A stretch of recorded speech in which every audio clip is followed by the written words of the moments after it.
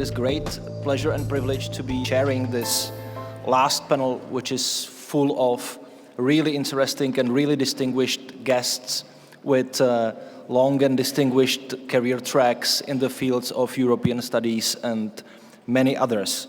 So, first of all, let me just introduce the guests. We should be having Nicoletta Pirozzi from Istituto Affari Internazionali from Rome, who will be joining us via video conference. She will be the first to speak, so we will start with Nicoletta in a few minutes. Apart from Nicoletta, here in the room we have Jaap de Zwaan, who is Professor Emeritus at Erasmus University Rotterdam, former director of the Netherlands Institute of International Relations, and as I have just learned, also a former long-time member of TEPSA's executive board. Great to have you here, Professor de Zwaan. Next, we have Professor Frank Schimmelpfennig, who is Professor of European Politics in Zurich, and somebody whose name most of us who wrestled with European studies at some point in our careers know very well from the long track record of excellent publications. Welcome. And last but not least, we have Ilke Toygur, who is CAT, which stands for Center for Applied Turkish Studies Fellow at the Stiftung Wissenschaft und Politik in Berlin, which is a network of Turkish studies, of which our institute has just become a member last week. So thanks for welcoming us. And she's also Professor of Geopolitics of Europe in Madrid. This session has this absolutely uncharted topic of dealing with challenges to European integration and crisis, which is something that nobody has ever discussed over the last 15 years. Actually, I have just contributed to a book on the European Union crisis, and during the process, while reading like the introduction written by Willy Peterson and other people, I just learned that basically there's a whole field right now dealing with EU crisis and challenges. And actually, on that note, this panel is actually organized in the framework of a Horizon 2020 project that also has dealt with differentiated integration and disintegration, so it kind of fits into that challenge. But apart from having to talk about crisification or crisis as governance and many other aspects about the crisis that the EU has wrestled and is obviously wrestling with, we also have one other event or topic or theme that we kind of want to wrap this conversation around, which is that about 2 weeks, perhaps exactly 2 weeks ago, the Conference on the Future of Europe concluded, which was, let's say, one of the ways that the EU and the member states, but also importantly European citizens, have tried to address some of these issues. The conference presented 49 official proposals after about a process of about 3 years of negotiations into which all sorts of actors were involved, and I think this also provides some very interesting food for thought that we will be discussing in the next hour and a half. I just kindly remind the speakers that for your first opening statement, please stick to the limits of 10 minutes maximum. If you make it 7, as Ilge suggested, it would be fantastic too. And I will stop there, and I will just ask the organizers to connect us to Nicoletta Pirozzi, live, I assume, from Rome, and I am very happy to give the floor to you for the next 10 minutes. Hello and welcome. Thank you, Jakub. Hope you can hear me and see me. Okay, yes, perfect. And I'm very sorry not to be there with you this time in beautiful Prague. And anyway, I was very happy to be able to connect online for this very important session. So thank you very much for the invitation, and to the IAR and TEPSA for organizing this conference. Well, as you correctly said, this is not the first time that we address the relationship between crisis and progression of the process of European integration. We know from the Schuman Declaration that the European Union needs to learn to be creative, to make reforms and take steps forward that are proportionate to the dangers to peace in Europe. And now, after 70 years, we find again ourselves confronting a major threat to European peace and security due to the Russian aggression to Ukraine. So this time again, consistent with its founding values, the European Union is required to deploy all the innovative instruments possible to revive and revise its peacemaking role. Today, the Union can also count on additional legitimacy coming from its citizens, as you correctly reminded. Citizens who, over the course of the last year, consulted and expressed their preferences on the future of Europe in the Conference on the Future of Europe. The proposals that came out from the national European panels were collected by 9 working groups and were presented to the 3 presidents last 9 of May. So to Ursula von der Leyen, Roberta Metsola and Emmanuel Macron, and it is now up to the EU institutions to respond to them through concrete proposals. We know now that if we want to establish the European Union as a credible actor in the new international disorder created by Vladimir Putin, we also have to be able to respond to the expectation of our citizens. And for this, the European Union must complete major reforms, some of which will require treaty changes. First of all, and this came out very clearly also from the discussions of the European citizens, there is a need for the EU institutions to be able to intervene in those areas that are still firmly in the hands of the member states, but by their network, by their network, they require shared solution and also collective response. I'm talking about health, I'm talking about defense, I'm talking about energy. This implies, of course, further handing over sovereignty from the capitals to Brussels, but this also ensures, and we have to be very clear on this, that the risk is shared and also the capacity of acting is multiplied at EU level. But there is also a parallel need that was also reminded by President Macron last 9 May, which is to make the European Union to be able to act in a timely and effective manner. And in order to do so, we think that new forms of integration and differentiation must be found. We learned this through a number of projects that were launched a few years ago, funded by the European Commission on differentiated integration, including DICE, for example, but also EU IDEA and other sister projects. We know that a Europe of 27, soon hopefully to be joined by new members after the latest request for accession by Moldova, Ukraine and Georgia, cannot function without strengthening flexible modes of cooperation between states and also more streamlined decision-making process. We know that forms of differentiation are already there, included in the treaty, for example, enhanced cooperation, and are already part of the DNA of the European Union. However, we also know that the European Union could benefit from closer form of cooperation among those countries that can and want to move forward in specific areas. And here I refer specifically to foreign security and defense policy and migration policy.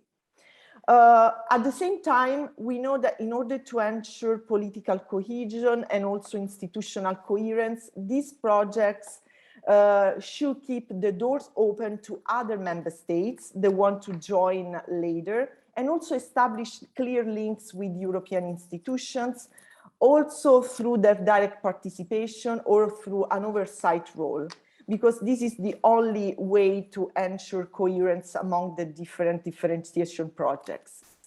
However, we found that this differentiation cannot in any circumstances be about the founding values of the European Union, such as the rule of law and the respect of human rights, because this opens the risk to fragmentation or even disintegration. Now, I would like to go back briefly to the membership applications that we received recently by Ukraine, Georgia, and Moldova. And I think that in this regard, the concept of flexibility can take on a different, more strategic meaning. For example, by offering multiple models of cooperation between the European Union and the candidate, neighbor, and partner countries.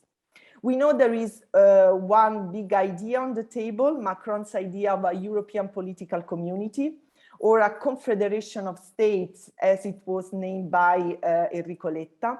I think this is an interesting idea that goes in the right direction if we talk about a genuinely political and not technocratic or bureaucratic approach to the European Union neighborhood. But at the same time, this requires an in-depth reflection about the perimeter and also on how to implement it. If we talk about the perimeter, we know that many different countries have been mentioned, the Western Balkans, the Eastern neighborhood, even the UK. Well, we have to make sure not to repeat the mistakes of the past. And we know from the previous experiences that we cannot offer the same conditions to countries that have very different capabilities and also very different expectations towards the European Union. So I think this would require further fine-tuning. And in the meanwhile, we should be able to offer something at the political level, at least to Ukraine, because we know that it is very important to give a European perspective to this country in this moment. That's why I think that differentiation and flexibility can come in. Also, for example, by reinforcing the association agreement that was already signed a few years ago with Ukraine. At the same time, if we want more flexibility, we have to make sure that the decision-making procedures in the European Union are up to the challenge that we face. And that's why we have been talking a lot about expanding a qualified majority voting procedure by preventing the use of cross vetoes by member states. And this is particularly important in those areas where unanimity is often unattainable and also is proven synonymous of inaction. And here again, I refer to foreign security and defense policy, starting with crucial sectors such as human rights and sanctions. There are untapped opportunities already in the treaties as Article 31, but comprehensive reform, of course, will require amending the treaties. It is in line with these arguments that we had a proposal by the European Parliament that called for a convention that should open a constituent phase for the European Union in line with Article 48 of the treaties. I think the moment is propitious, but will require a strong initiative by institutions and also political will of member states and a continued involvement of citizens. And this is not easy to be achieved.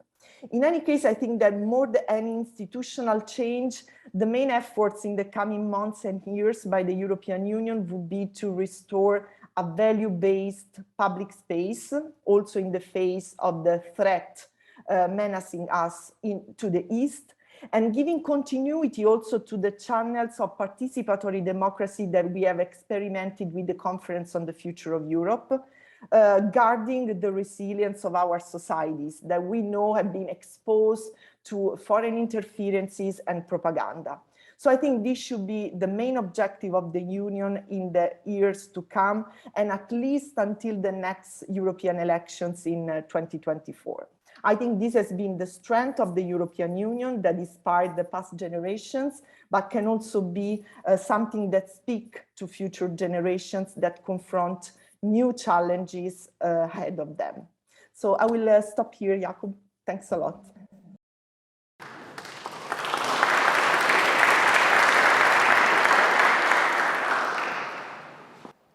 Thank you very much. Thank you for reminding us that the EU has managed to grow up to its challenges previously.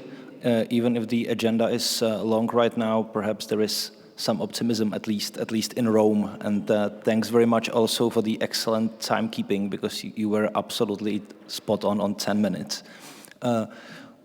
What about you, Desvan? What's your take on this all? Thank you, Jakub. I like to make, first of all, obviously, the Conference on the Future of Europe, but then the enlargement issue, perhaps a bit overlapping yesterday's discussion, and decision-making.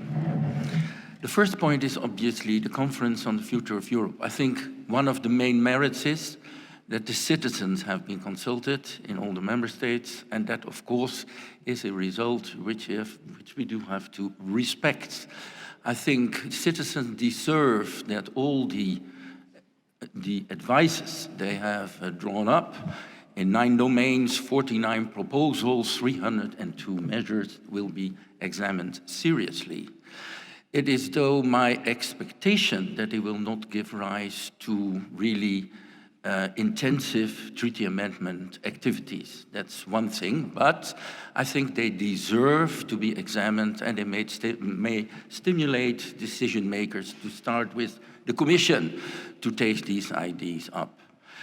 One point about the institutional issues. Of course, they reflect particular wishes of the European Parliament itself, but obviously they are also reflected in the 9 dimensions which have been discussed by the citizen platforms.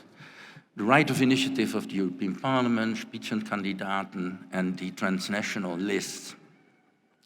I have certain hesitations, but from an institutional perspective with regard to the right of initiative, I have the impression the European Parliament has ample possibilities to hand over their ideas. We have even written down this idea in the treaties, and I think a formal right of initiative is a bit contradictory to the overall institutional structure we have created, giving the Commission as an independent, autonomous institution this particular capability. Spitzenkandidaten, politically very sensitive. I don't think it's very wise to push on that one. It may happen, but it may also not happen. That's up to politics. Transnational lists, I think it's an interesting idea, but the way the European Parliament itself has elaborated that idea is very modest. So I'm wondering what is the impact of this new idea for the next couple of years. Now, my second point, I think it's more important. I'm sorry to say that. We have to talk about security. We have to prepare the European Union for a new period where the European continent is completely overtaken by last events since the 24th of February.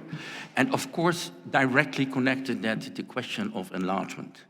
Of course, there are a couple of countries, the Western Balkans, are already in line for quite a couple of years. I'm personally feeling ashamed about the way Northern Macedonia has been treated since 2005. They are a candidate country since 2005, and the negotiations still have to start. I think from the perspective of the European Union, it's very shameful.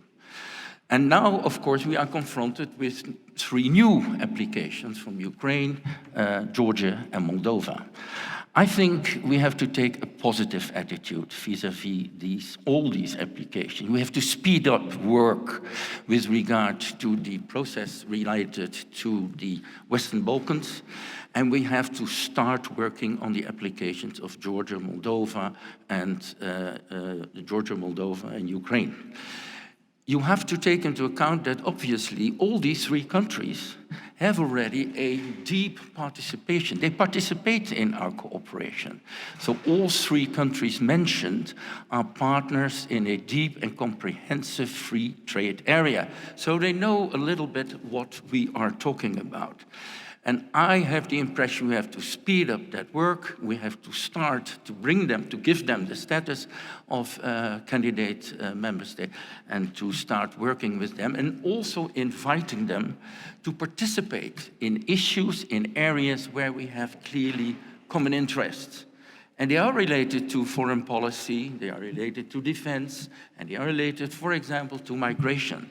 So let them participate as observers or what have you, without a right to vote and so on, but let them participate. Of course, there is one thing which is crystal clear. We have to work in depth on the introduction, implementation, and enforcement of our fundamental values. Because I'm sorry, that is the point of departure of membership. Article 49, first three words, reference to Article 2 of the Treaty on the European Union. We have to respect democracy, human rights, rule of law, etc., etc. We have to work on that.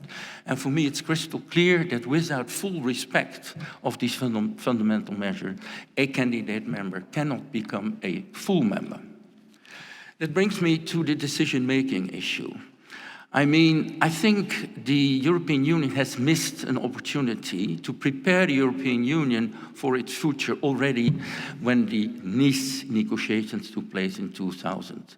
The European Council had a mandate to prepare the European Union for the future, but I'm sorry to say they failed. And now, in light of the fact that we have to be very optimistic and positive and constructive vis-à-vis new application for membership coming in, we have to understand that unanimity is a no-go.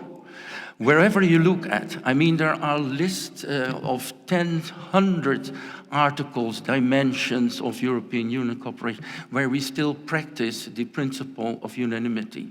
For me, it's absolutely impossible when we enlarge with countries which come from a completely different area, history, culture, what have you.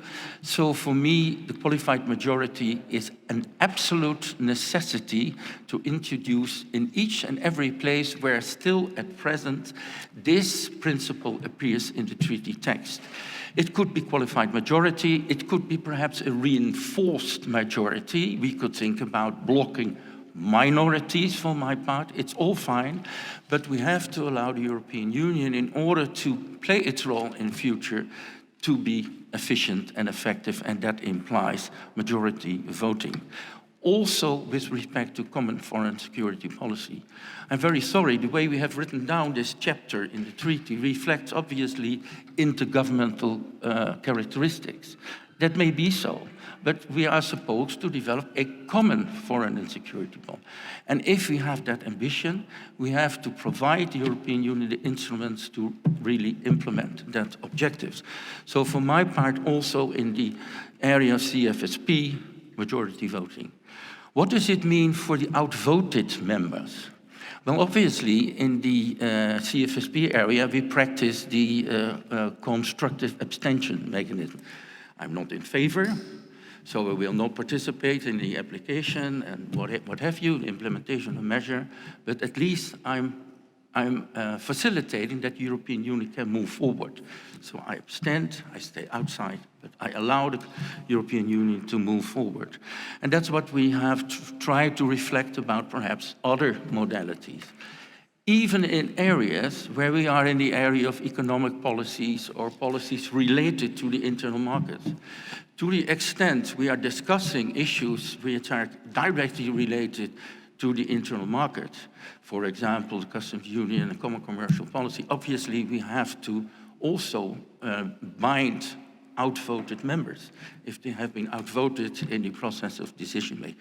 However, it may be that in other areas we can be more modest and saying, well, if you are against, say it crystal clear, make a note, a constructive note, and you can stay outside the process of implementation and enforcement.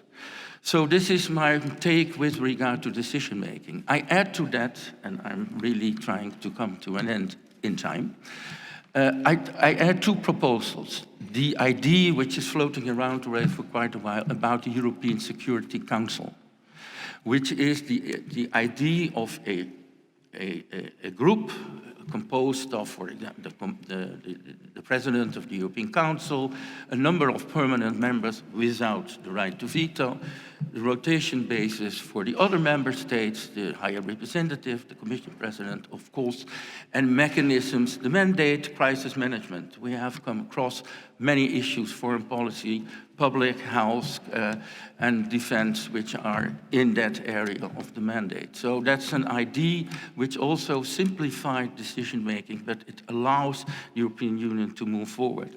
And my final take is we have to think about the possibility to also simplify decision-making with regard to treaty amendment. I mean, the whole procedure of Article 48 is full of reference to consensus, consensus, consensus, unanimity, and unanimity. I think time is over. We have to reflect about more simplified mechanisms, numbers of member states, 3/4 of the member states, what have you. So these are my points. It means an open attitude towards accession of new member states, a real open, in light of what's happening on our continent, but we have to pay a price for that, and that's in the decision-making area to make it more efficient and more effective.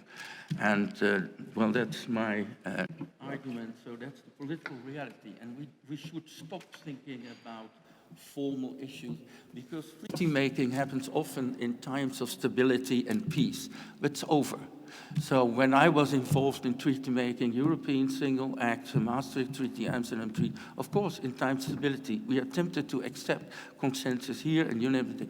Time is over, so we have to really change that attitude. Sorry. Thank you very much. I think you almost stuck to the limits, and you really filled it with content. I mean, lots of very concrete proposals, extending QMV, EU Security Council, simplifying the procedure for treaty amendments, all of that very interesting. So thanks for raising that. Next, over to you, Frank Schimmelpfennig. Thank you, Jakub. Yeah, I was actually quite intrigued by the title of this panel. After the conference, after the crisis, even though after the crisis is probably a bit optimistic at this point. Because these two terms, yeah, the conference and the crisis, they actually represent very different models of how the EU develops. And I want to reflect a little bit on this and what it means for the kind of European Union that comes out of this. Now, if we look at the conference, it has basically evolved from what I would call, say, the classical model of EU development, which has previously been epitomized by the convention in the early 2000s, which is basically an intentional process, vision-driven, inspired by long-term needs to make the EU more efficient and legitimate. It's a process that includes a broad range of policies, looks at institutions in relation to these policies, and then aims at some form of treaty or constitutional change to make the EU gradually, let's say, more supranational in the end. And as I said, the conference to some extent follows, but also expands this classical model, aims to engage citizens now in this visionary reform, tries to become more bottom-up in terms of the deliberation, but it also looks at a wide range of policies, takes into account institutional change. What we also see, however, is a kind of a paradox as we see how this model has developed. If you are able to think back to the 1980s, yeah, it was the initiatives came from very small expert committees, usually former heads of state, former EU officials. Over time, we have expanded that first to parliamentarians in the convention, now to citizens. So the process has become ever more inclusive. At the same time, however, it has become ever more removed from the actual decision-making. Yeah? So this is a bit of a paradox that we should also reflect on. So why? But my main point here is to say that while this is, from my point of view, a normatively and democratically desirable process, it has actually not been very consequential over the past 15 years, since the mid-2000s. It started actually with the failure of the constitutional treaty that has been elaborated by the convention. And the main reason why this process hasn't worked well is, on the one hand, domestic politicization leading to, say, the referendum threat to treaty-based reforms, which has made member states very reluctant to go down that route to this day. There's also a high probability of vetoes for any individual reforms proposed in an increasingly heterogeneous union. And so as a result, whatever has been proposed, there's extreme reluctance of always large groups of member states to actually engage in treaty reform for either principled or pragmatic reasons. Now, contrast that with what I would call the crisis model of development. So this is unintended rather than intentional. It's driven by events rather than visions. It's a response to urgent threats of preventing disintegration. It's a top-heavy, executive-driven process as opposed to the bottom-up inclusive process we've seen with the conference. It's policy-focused rather than institution-focused. It's also focused on specific crisis issue rather than considering a broad range of policies. And it's about applying quick reforms below the threshold of treaty change, or actually trying to circumvent the need for treaty change in a number of very creative ways. And this crisis model, if we look back at the past years, has actually been quite consequential for how the EU has developed. Why is that? Well, of course it creates urgency, so something needs to be done. And of course it's easier to find a consensus among the member states when it's about preserving existing integration rather than thinking about, okay, what should be the next step?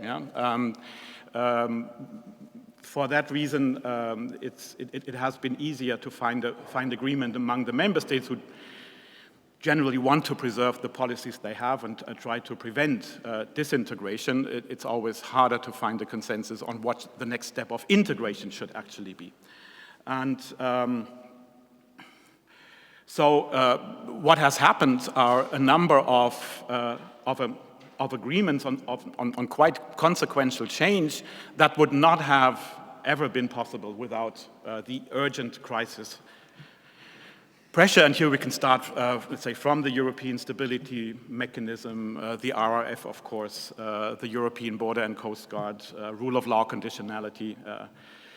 None of that would have been conceivable without this urgent crisis pressure. And the interesting point, and here I want to contradict Jaap a bit, is that most of that has actually worked well under unanimity. So, I mean, if the crisis pressure is strong enough and you need to have a consensus to preserve policies under threat, all of these big measures, the member states have been able to agree on without changing the decision-making rule. The next question, of course, is which kind of EU emerges from this process? In, let's say, contrast, let's say, to the visionary classical model, these are not major or conscious shifts toward any kind of, federal or state-like model of the European Union, as, for instance, early integration theorists would have it.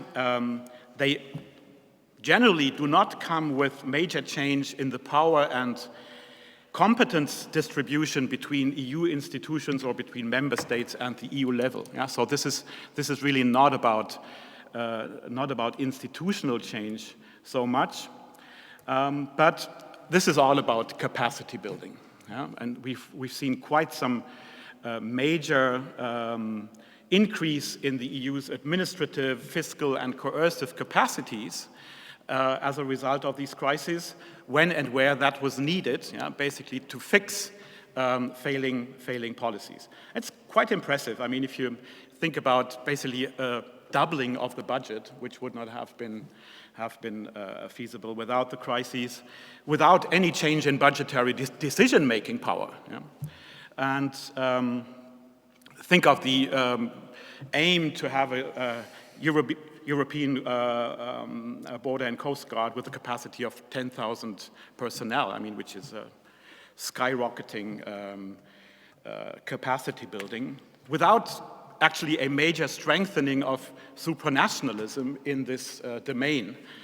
And also think about the ECB competences, yeah, which have not formally changed, but still have led to a massive expansion of what some people call the fiscalization of the ECB. And so this is all very consequential, but we should keep in mind this is about capacity building. This is not about building, let's say, supranational institutions at the same time.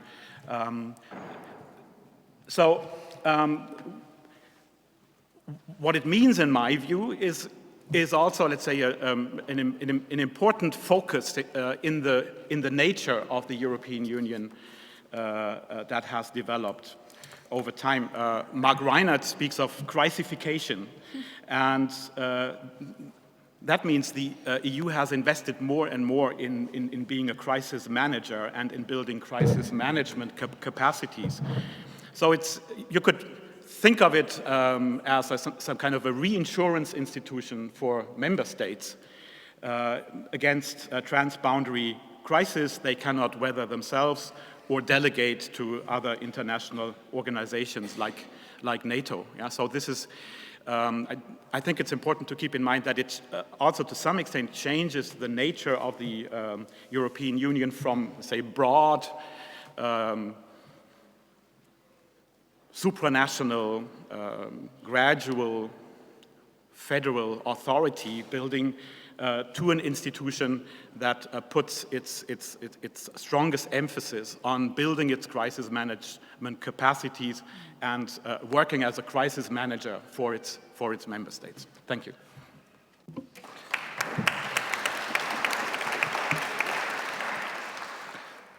Thank you very much for your perspective. So capacity building through crisis rather than visions through conventions, which is, I think, something that us academics don't really like that much, but that's, I think, where life takes precedence.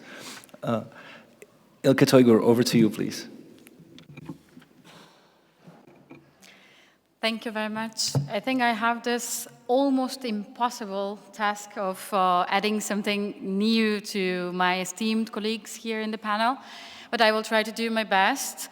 And I would like to introduce some remarks on the conference because I really care about the exercise, and then introduce also some comments on what kind of policy areas we should be building for the future of the European Union. So if we start with the conference, I think giving the citizens a voice in an open and participative exercise was a very good first step, because we are generally in an environment of elite-dominated intergovernmental decision-making, and as Frank said, since the European Union has been converting more to more crisis management mode, the member states, governments and leaders were playing more and more important role in decision-making and in advancing European integration further. But this has a problem, because then it makes us forget that the European Union is there to serve its citizens, and organizing exercises like the conference itself reminds us the fact that the Union is also there not just for organizing the relationship between member states, but rather creating a union for the peoples of the continent. So I think this, from time to time, remembering this, and not just in elections, but also in decision-making and while looking for further legitimacy for European integration, it is something very important.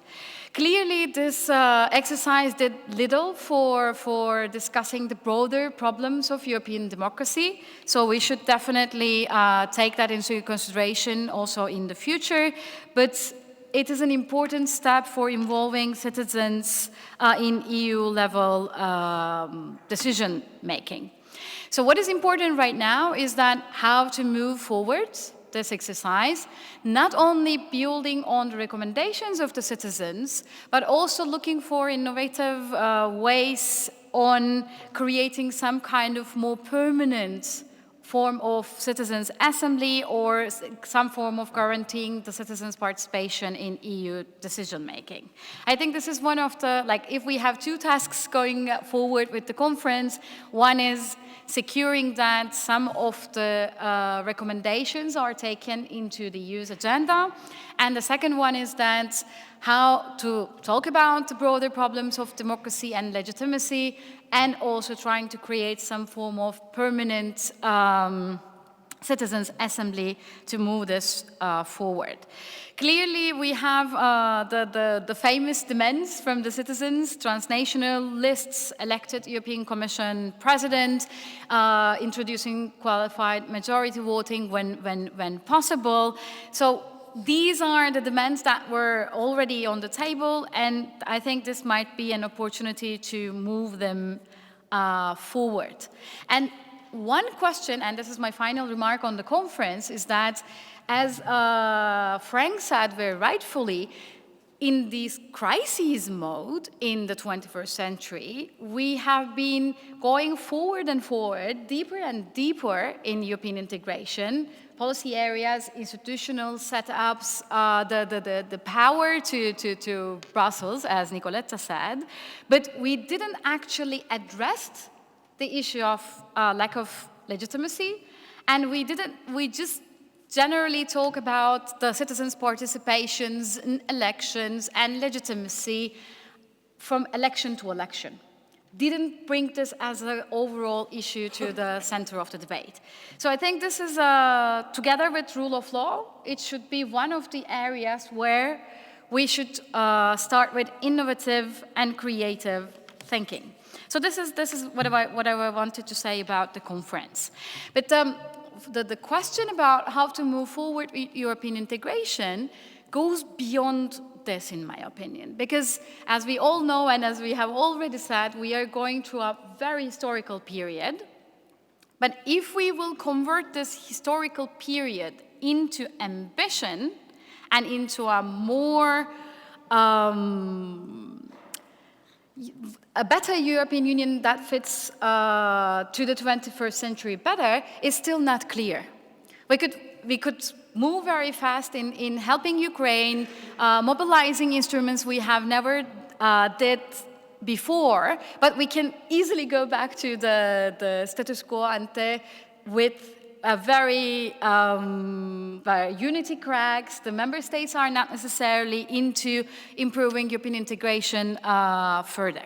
So for me, there are 5 areas, which one of them I already mentioned, the issue of rule of law, where we should focus for moving this ambitious project forward. And the rule of law issue is not only one of the integral pillars of European integration, but it's also an issue where we are talking about 2 different models in the continent. Now, this democracies versus autocracies dichotomy still requires lots of thinking, because categorizing countries is not necessarily easy, but we are also talking about a model in the continent, model of governance and model of representation at the same time. So democracy and rule of law are areas that require innovation and thinking to go forward. A second area which I really care that we should be talking about is economic governance, because the EU has reshuffled priorities, and I know that we are talking more and more about security and defense, and that's normal when the continent is at war. But I think economic governance has very important dimensions for the future of the project to come. And this is not only about just reforming the fiscal rules and talking about institutions and everything in Brussels, but rather also sharing the burden of the war and how we are financing this war in the continental level. Because we are already seeing rising inflation levels very much impactful in citizens' life in the continent, and we will see more and more of this, and it would be good to talk about the money, finances, and economic governance in a broader sense. Nicoletta and other colleagues already spoke about security and defense. I'm not going to repeat those remarks, but clearly on the one hand, we can talk about improving capacity, but on the other hand, we should also talk about how to guarantee cooperation and coordination in a continental level. This is not even on the continental level, but this connects me to transatlantic relations and all these discussions about the European pillar of NATO, which is, I think, an important and integral part of these discussions related to security and defense. But as I have said, some sort of European Security Council, or including at least the candidate countries informally in Foreign Affairs Council, so more institutional arrangements for guaranteeing continental level coordination in policy is, I think, a very important step without losing Washington from sight.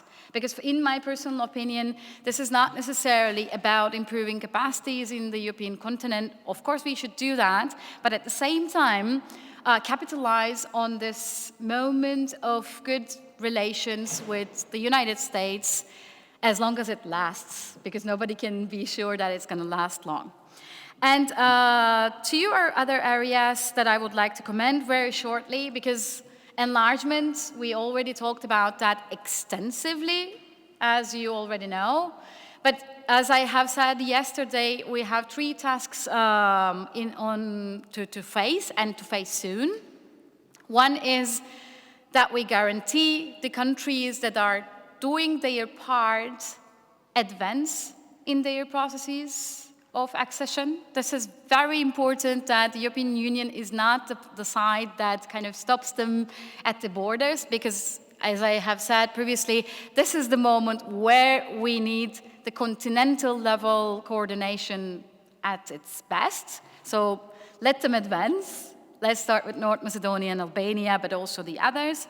Secondly, look for parallel ways of guaranteeing cooperation, as we have said. European political community, different form of European Security Council. This should be also done in parallel, but not necessarily for stopping countries that we don't want in the Union, but rather improve coordination. And thirdly, also talk about the reforms that are needed in the European Union, so European Union increases its absorption capacity as well. And last policy area, and I think I have 1 minute, is energy policy. Not only phasing out from Russian fossil fuels, of course we have this very much on the radar, but also securing accessible prices for European consumers and businesses, and sharing the burden when this is not possible. And last but not least, finding a replica or rethinking of this Wandel durch Handel, like policy change through trade policy, which was very valid in the continent.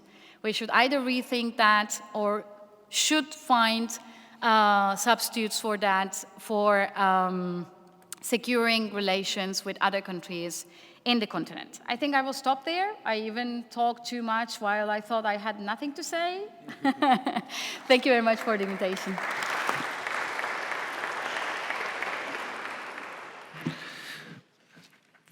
Thank you very much. I think it's rather modest to think that you have nothing to say whilst you have prepared like five areas to talk about. So thanks for that. And actually, I am very happy to say that your contribution have been so thought-provoking that I already had people like asking for questions before you had even finished. So I'm very happy to open the discussion here. So if you want to speak, please raise your hand. Please introduce yourself before you pose the question, and it would be fantastic if questions were actually questions and did not take 10 minutes like we had for the contributions. With that in mind, we have about 40 minutes, and I will be taking the questions in batches. So in the first batch over there, I saw Tomáš, the gentleman in the back, and you, and I register you, and I saw a hand over there. So please, Tomáš, if you want to start. Hi, hello. Tomáš Weiss, Charles University here in Prague. Thank you very much for the presentations and for the short speeches. I've got a question for Nicoletta and Jaap, if I may. You were both very clear on the need to introduce qualified majority into foreign and security policy. I wonder, to be a bit provocative, I know this is one of the results of the conference, isn't that the lazy solution? Don't we actually need to abolish unanimity because we fail to negotiate the unanimity? Thank you.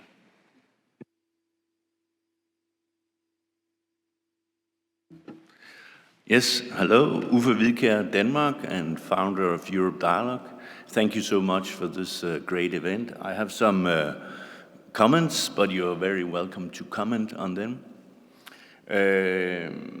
I have been working with the Conference on the Future of Europe every day for 1.5 years, because Europe Dialogue is based on the idea of the conference. Yesterday in the General Affairs Council, the conference was on the agenda. There was among a report 300 pages. And of course, it's very important to do a follow-up. And I noticed they will also put it on the agenda on the next meeting in General Affairs Council. But for me, I would say the process has been the most important, the process of dialogue across borders. And so it has been more important than talking about treaty changes, EU institutions, or long reports. In my group, we have been working with EU in the world. We have been working a lot with enlargement, talking about the Balkans. And I think it's important to realize that we have some countries who has been in the EU waiting room for many years. Lately, we have been, of course, talking a lot about Ukraine, Georgia, and Moldova. And so I just want to say thank you to TEPSA for this great event. I really enjoy it because TEPSA is more than EU. It's very important to have the European dialogue. And just a few things just mentioned, great ideas about the European Security Council and Citizen Assembly. Thank you. Thank you. I have a question to Nicoletta. Nicoletta, you were referring to reinforcing the association agreements with the association trio. Do you hear me? No, you don't hear me. Okay. So my question is, why do you think that upgraded association agreements would be more suited for Ukraine, for example, than the enlargement process? What Ukraine applied for is a membership, and I don't quite see how they would perceive upgraded association agreements as helpful, but many EU scholars have been suggesting that it's actually in Ukraine's own interest to pursue upgraded association or integration in Macron's suggested political community. So how would any parallel or alternative structures outside of the enlargement process help Ukraine's European integration and post-war reconstruction, including its standing vis-à-vis Russia? And in concrete terms, what's in for Ukraine in Macron's political community? And when you speak of upgrading association agreements, what concrete elements are you referring to? Thank you very much. Thank you very much. We will take some responses at this point, and I suggest we go in the reverse order, starting with Ilke and then Frank. You have not been addressed directly, but you can comment on anything you wish. And then we had specific questions for Jaap and for Nicoletta. So Ilke, over to you. Thank you very much for the questions and remarks. Actually, I think the question on enlargement, I'm going to spend 1 minute on that, even if I have spoken about that extensively, is that I think this is a time that we clarify at the European Union level among the member states and with a leadership level meeting that which country ever does its part in accession negotiation advances through the European Union. Because I think this is one of the important points that requires clarification, because every time we suggest some kind of parallel institution which may help guaranteeing cooperation in the continental level, it receives so much skepticism because this is just perceived as the parking spot for the countries that are not necessarily wanted in the Union. So I think during the Czech presidency, it would be good to have a serious conversation among the European leaders to clarify this issue in depth. Thank you. Even if I'm sure they don't want it, but yes, let's say that. Yeah, maybe just a quick follow-up on what Uffe said. I think you're perfectly right to say that the process is important, and that having that process is a value in and of itself. I mean, the danger is a bit, if that is not connected in any way to, say, specific outcomes in the end. I'm not sure how it will, in the long run, help the democratic legitimacy of the European Union. So we have to be careful it doesn't turn into some kind of democratic ergotherapy. And maybe coming back to what you said, that we need this process also to ensure democratic legitimacy, and that say other processes of reform and change lack that legitimacy. Here, I think it's an open question, which is, of course, has been debated in political science for decades. What really is the foundation of the legitimacy of the European Union? Now, of course, this whole process was started at a time when the EU was strongly challenged by populist parties. My point of view is the legitimacy of the European Union depends much more on how it handles the crises with which it is faced. I mean, it handled the Euro crisis really badly. Took too long to have effective responses. Efficient solutions were held back for too long, and that was really fuel to opposition against the European Union in member states that had traditionally been extremely Euro friendly. And I think the EU has learned from that, and the response to the corona crisis, for instance, helped a lot in that respect, because it showed solidarity to some extent, and that also, I think, limited the appeal of populists in that specific crisis. Of course, it also helps if you have external threats. I think both Brexit and the Ukraine crisis have triggered a rally around the flag effect in the European Union. So I think these, from my point of view, these events and their outcomes, and say the way in which the European Union handles crises is probably more consequential for its legitimacy among citizens and for, let's say, the fortunes of Eurosceptic parties.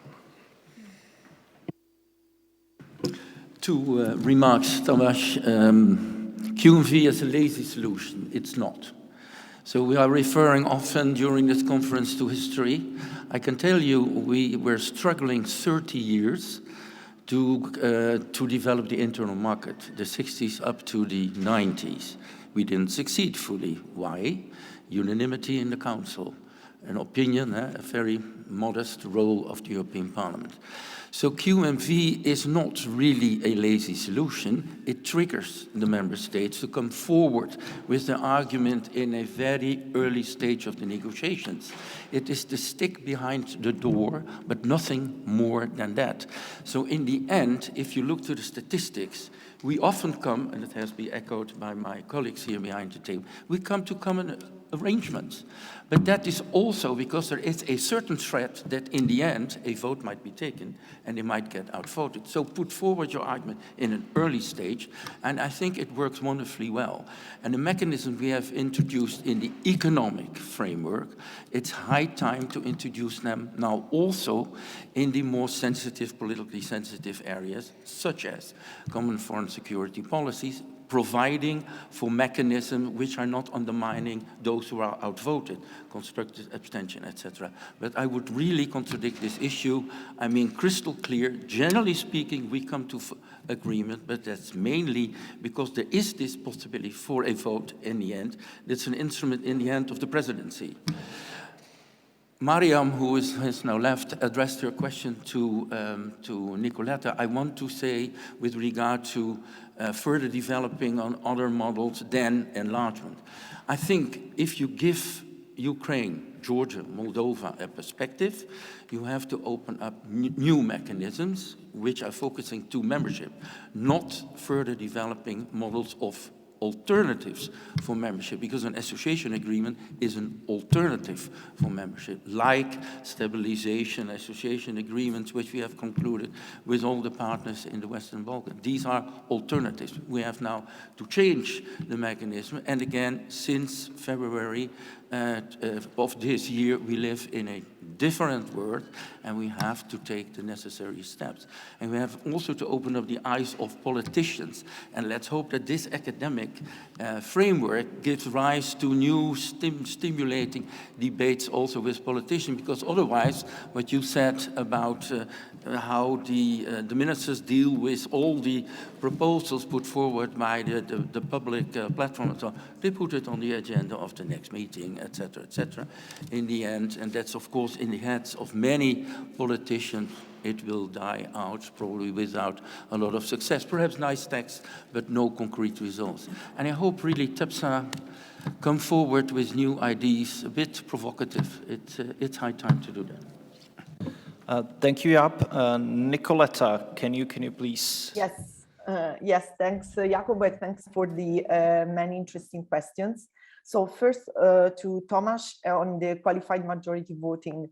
Well, I think that this is the necessary step to take because the European Union basically enlarged without establishing the correct guarantees to make the Union function properly in many policy areas. And I think the latest two examples, on one side, Hungary blocking the new round of sanctions on oil ban against Russia, and Poland blocking the decision on imposing a minimum tax on big tech, are just, I mean, just two of many examples of the situation in which we find ourselves in the European Union. Now, do I think that qualified majority voting solves all the problems? Absolutely not. And I can mention at least three that would not be resolved by the introduction of an extensive use of qualified majority voting. First of all, this does not solve the problem of finding a strategic convergence among member states and the need to work hard towards a further strategic convergence, especially on foreign security and defense matters. Second, a possible tendency by big member states to overlook or marginalize smaller member states, and this is something that we should look very carefully if we introduce qualified majority voting, and to have, you know, the correct mechanism to avoid to create A series and B series members within the European Union, because this is a recipe for disintegration in the longer term. And third, the necessity to have mechanisms that ensure that those member states that have not voted in favor of a decision can and implement that decision anyway. We already witnessed that qualified majority voting, for example, in the field of migration, didn't really work out in terms of implementation of the decisions taken. So all these issues need, of course, to be taken into consideration. But for the time being, I think this is the only solution for the stalemate we are in. Second, Marianne's question on the perspective for Ukraine. Well, I think that in this moment, it is crucial to give a European perspective to Ukraine and possibly also to Moldova, and we will see about Georgia. But I don't think, I mean, we all know that there are many resistances within the European Union. We had strong positions by some member states. We know that also France is not so keen about the enlargement process. And we all know that this is a very difficult process that will take, it has been said, years or maybe decades. For the time being, I think we should think about a mechanism that gives Ukraine some guarantees and upgrade of its relationship with the European Union. So honestly, I don't see the deepening and strengthening of the association agreement as an alternative to the enlargement process. While we offer this perspective to Ukraine, we should be able to accomplish those parts of the association agreements that could not be implemented fully in the past few years. And here I refer in particular to the access to the single market, including those sectors that were not implemented properly, and also an increase in the free movement of people in the European Union in the longer term. And the second very important aspect is on security and defense. This will, of course, depend on how we reach, and if we reach a ceasefire and a future settlement in terms of security for Ukraine, but much more can be done by the EU to support Ukraine also when the conflict will be over. So this would be my suggestion. Thank you very much, Nicoletta. And I had lots of questions lined up. Okay, so I will start with the first three I had, which was the gentleman with the blue shirt in the middle, and then over to you. So please. Thank you very much. I'm Wouter Zweers from the Klingenau Institute in the Netherlands. I have a question for Jaap, which is also on qualified majority voting, not whether it's a lazy solution, but whether it's a risky solution. Because you touched up in your introductory statements, you touched upon fundamental values and how they should be key and central in the accession process.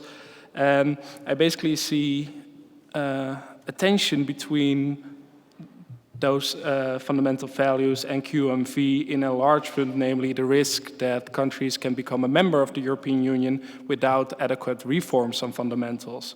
We have seen in the past years that the European Commission has not been a great guardian of fundamentals, especially in the field of enlargement. It doesn't seem that it's fully serious about these issues. So I was just wondering, how do you see this, and doesn't the introduction of QMV also, when it comes to enlargement, doesn't it undermine the control of member states to safeguard the rule of law? Thank you. Thank you. Katrin Aul, Institute for Advanced Studies in Vienna. This is a question really to all panelists, whoever wants to answer to this. I was wondering whether you see any areas or topics where the Conference on the Future of Europe, and more specifically the Citizens' Assembly that has worked for such a long time on these issues, can, or let's say is allowed to have some added value, because quite a few of the suggestions were already dismissed on the panel, especially those that had to do with institutional reform. I know qualified majority has been brought up. We've already heard all the protests from the many small member states, so let's be honest, that's not going to happen anytime soon. Do you see any areas where we might have a real added value coming from the Citizens' Assembly? Because if not, then I'm afraid this is the third, or maybe even the fourth, I can't quite remember, big citizen participation exercise by the EU in which citizens are given a voice and can basically say all of the important things into a void, because no one really listens, ever. Have a look at what came out of the big citizens' dialogue that was organized surrounding the Council's strategic agenda. The strategic agenda of the Council doesn't even mention it in its publication. The Commission at least thanks the citizens for all of the enriching ideas. And following that, is it time to simply, and this goes back to what Frank has said, that one of the best ways to increase the legitimacy of the European Union is to sort of work on its output legitimacy. So is it time to just get rid of these citizen participation exercises and let's just say it doesn't work? Because frankly, this seems to me very dysfunctional. Because on the contrast, if I'm thinking, and I'm now very sort of in a very unfair way summarizing what Jaap has said, but that sounds a lot like, let's enlarge the European Union by a bunch of new countries, let's get rid of the national veto, and let's also ignore everything citizens wanted in terms of democratic legitimacy. That sounds to me like the perfect recipe of strengthening Eurosceptics. Thank you. And for the last question, no, it's not you. We had other people before that. For the last question in this round, I will ask the gentleman back there. Thank you. Everybody else to be a little patient. We have a lot of questions. We don't have enough time, so this may actually be the last question. Maybe not. At least we have some stuff for further debate. If everybody else is very quick, then we can perhaps get a little more. Over to you, Mr. Please. Thank you. Florent Marciac, Centre International de Formation Européenne. Come back to citizens and also to the enlargement. I think in past 10 years we have seen and we have argued that the enlargement policy is really not working in the Western Balkans. It's dead. Well, it's been considered as dead. So it's fascinating to see how now we use it and try to revive it, to project it, to extend it in the East, hoping that in different ways with some technical fix, we might get rid of the political issues which have undermined its functioning.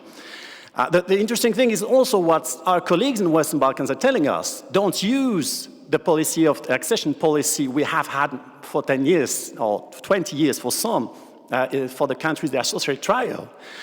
Now we try to figure out what kind of ambitions we can have. So I hear we need to offer guarantees to countries in the East, the associate trial. But these are very low-key ambitions. And I'm wondering if there is not a space where the enlargement of the EU or the enlargement of the European construction might be in a different way institutionally so from the EU. If this enlargement is widening, it cannot be framed or pushed forwards so that it contributes to the deepening of the European construction. So not to have a negative external differentiation where we try not to lose these countries, but to try to use that as a springboard for bringing some change, which might not include all the member states in the EU, but countries in the East, and then push forward the dynamic of European integration. And here I think of one, and I'm coming back to citizens. I live in Vienna. My son is 10. He's got 2 student exchange at school. The first one is going for 1 week in Carinthia. I mean, that's fine. I mean, it's Carinthia, but I mean, we're in Austria. The second one is a faculty one, so only 10 students, 10 pupils will go of the old school. They go to Berlin. And I mean, we have been having this European Union for quite some time, but I don't have the feeling that we have really investing in building a generation of Europeans. We have Erasmus Plus, But I mean, these are when identities are already built. Have we targeted enough the youngsters, the teenagers, through civic education to move them, so having mobility, so pupils' mobility as a political program, so that their loyalty goes to the European Union? So that can be a complete different set of investments. I'm finishing here, where the countries in the East can contribute to making these future generations of Europeans, as much as some countries in the EU. Others in the EU will not be interested in building this kind of new generations, and that's fine, that's fine. Thank you very much. We have 15 minutes, 14 actually, and we need to be on time. So I would ask everybody on the panel to use their final 3 minutes to wrap around any of the very interesting questions and challenges we have heard so far. If that's okay, can we start again with Ilke, proceed in my direction, and then finish up with Nicoletta. So Ilke, over to you, please. Thank you very much. Very good questions and comments. Actually, I just want to make 2 points. One is on the question of enlargement and perceptions and how to use the policy area. Actually, I very much agree a political message from the leadership level of the European Union that we will use enlargement policy as intended also now. It would be very good to move forward. But also, like, I think we also have a problem of perception, or we're scared. Like, all the countries that have, that we are talking about now, had some kind of association agreements in the past. The Central Eastern European countries had Europe agreements with a perspective for enlargement. Western Balkan countries had stabilization and association agreement with a perspective of enlargement.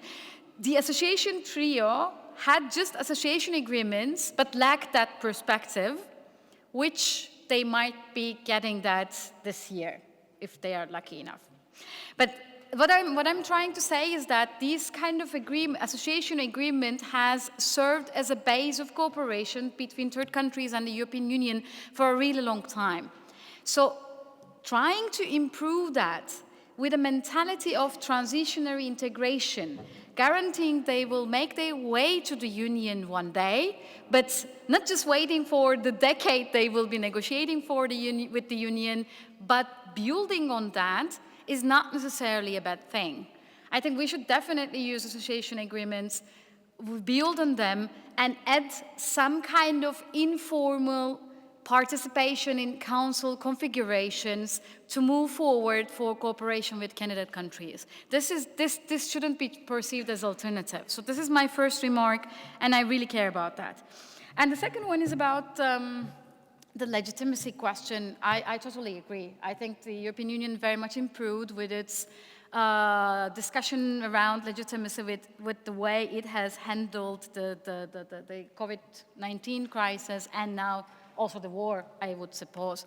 But my issue is a bit like how to Europeanize the debates in the member states. Now, we're just talking about this in times of European Parliament elections. Like, we're like, okay, what are we going to do for increasing participation? How are we going to introduce these European debates in member states? And how we are going to even find candidates that are up for that European job, because they are just coming through their national political parties. So I think we should kind of see them all in line. Europeanization of public spaces in the member state level, and including citizens' perspectives directly to decision-making mechanisms in the EU. Clearly, this requires innovation and thinking, but I think this is a good start. So let's don't get rid of the citizens' consultations. Just let's try to innovate them more plausibly for the future. So yeah, thanks, Katrin, for provoking questions. I haven't really gone through the list of proposals to see what might be taken up or feasible. I think that's a nice exercise, but I want to say something about the process, maybe. I think the main use of whatever has come out of the conference is basically 4 institutional actors in the European Union to back up their demands. So it's, I mean, what they're trying to do now, I guess, is, okay, we've had that demand forever. Luckily, the citizens' assemblies also want that, maybe because we fed them the idea. Now we can go into the interinstitutional negotiations and say, look, our demand is backed up by the citizens, so it will be harder for you to say no. I'm not sure whether this will work out in the end, but I think this kind of gender setting use, this is what we will see in the end. Whether, as he being able to say the citizens want it, has then any leverage in the actual negotiations, that's going to be interesting to observe. Should we get rid of it? What I would want to say is that, of course, I mean, I guess most people in this room are quite fond of these things. Yeah, it's, I mean, we have that idea of the European Union being citizen-oriented, deliberative. These processes open up a lot of opportunities for think tanks to bring in their ideas, so we all love it. Yeah? But in the end, I think we should also think of these as, responsible participants. And after, learning that basically this is an exercise with very little consequences, I think maybe we should also become a little bit more conditional on these issues when we advocate this, or say, okay, we like it under certain conditions, as you pointed out. Thank you. Wouter, I do not see the relationship exactly between QMV and the backslide with regard to fundamental values, which is occurring in several member states. I do not see particularly the relationship between the two issues. What we should do is indeed, I mean, the fundamental values, Article 2, are non-negotiable. So, I mean, it's a precondition for membership, and we have to safeguard them. What my point is in this discussion, but I will not develop on that further, the member states leave this issue, so the backsliding in several far too much to the Commission. The Commission has to take up all these new initiatives, has to go to the court with success, sometimes not, etc., etc. Whereas the member states themselves have a responsibility themselves. So if there is something to do and to blame, it's on the member states who should also, take their responsibility in keeping the fundamental values intact and not leaving this fundamental issue in the hands of the Commission. Of course, Catherine, with regard to the conference, I think the whole process has never been very honest. I think when Macron came with his idea, there were many capitals that, it has been, of course, further developed by the European Parliament, which has become crystal clear if you look to several proposals, indeed, of an institutional nature. I think the main beneficiaries may be the Parliament itself and the European Commission. Why not? I mean, this is eventually an alternative for the right of initiative. This has been written down by the public, by the citizens in all the member states. So what are you going to do with it? I have indeed not so many expectations with regard to member states accepting all these individual issues. But I know from the commissioner from my country, Frans Timmermans, he is already working on the basis of these issues when he is traveling in order to convince politicians in the several member states. But apart from that, the whole issue about the conference, in my view, has been overtaken by the issues regarding security and enlargement.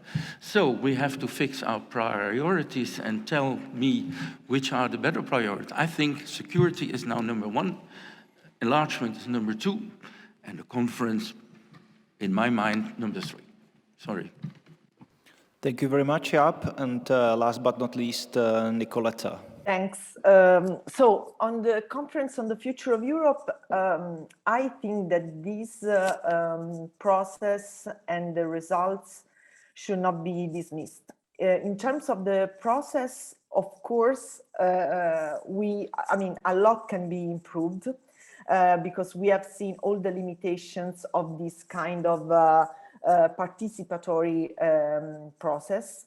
But at the same time, I think it can be used also in the future. And in particular, I think that the platform that has been created should not be closed. It should remain open. And also this mechanism of citizens panels should be used again by the institutions, as I said, also to accompany the big reform season that the European Union will open in the next few months, and also the next European elections, especially if we're thinking about having a transnational list in the European Parliament. So the fact to having a platform where European citizens can confront and can put forward ideas and preferences, I think this is something we should value a lot, of course, by improving it and also possibly having a stronger commitment at the political level.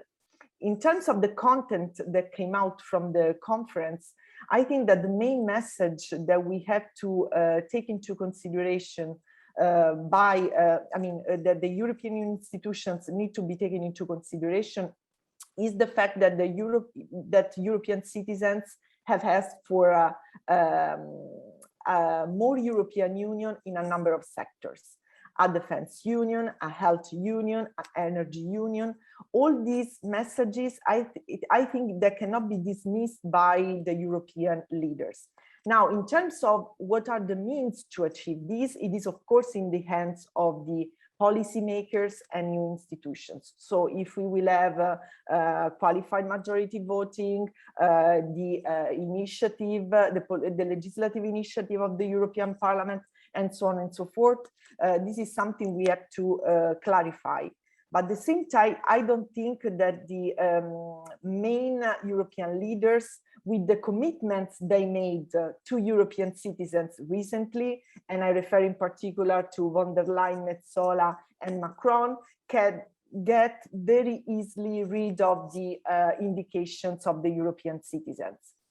On the issue of enlargement, I would like just to add that indeed I think that now we face a completely new situation, and with the request by Ukraine, a democratic country in the European neighborhood that has been attacked brutally by Russia, with the request by Ukraine to enter the European Union, the enlargement policy has a new meaning for the European Union compared to what enlargement meant for the Western Balkans after the conflicts in the 1990s.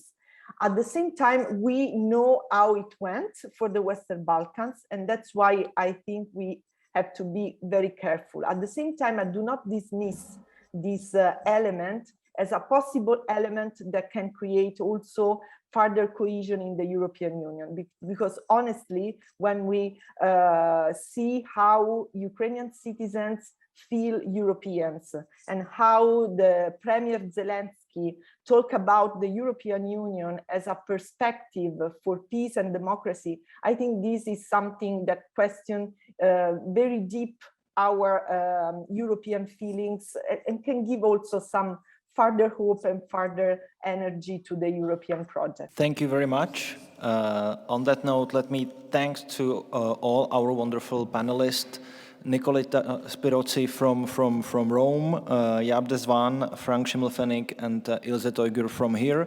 So all of you, please remain seated for a little while, because we'll be proceeding to our concluding part. So let us just change very briefly here on the panel, and we will be followed by